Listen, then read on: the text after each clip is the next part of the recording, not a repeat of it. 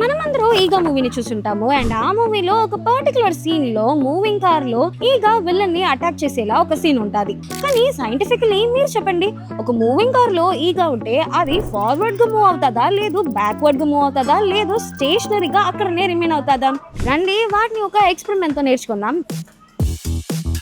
ఇప్పుడు నేను ఒక 3 వేరియేషన్స్ లో జంప్ అయిపోతున్నాను. ఇప్పుడు మనకి ఫస్ట్ కేస్ లో ఈ ట్రైన్ కాన్స్టెంట్ స్పీడ్ లో వెళ్తున్నది. నా ముందు ఉండే లైన్ దగ్గర నేను జంప్ చేస్తే ఏమవుతాదో అని చూడండి. ఇప్పుడు చూసారా, ట్రైన్ కాన్స్టెంట్ స్పీడ్ లో వెళ్ళేటప్పుడు నేను సేమ్ ప్లేస్ లో ల్యాండ్ అయ్యాను. ఇప్పుడు సెకండ్ కేస్ లో ఈ ట్రైన్ ఇంకా కొంచెం స్పీడ్ గా మూవ్ అవుతున్నది. ఇప్పుడు నేను ఈ లైన్ దగ్గర జంప్ చేస్తే ఏమవుతాదో అని చూడండి. చూసారా, ఇప్పుడు నేను కొంచెం బ్యాక్వర్డ్ పొజిషన్ లో ల్యాండ్ అయ్యాను. ఇప్పుడు ఈ థర్డ్ కేసులో ఐ థింక్ స్టేషన్ రాబోతున్నది, సో బ్రేక్ ని అప్లై చేయబోతున్నారు.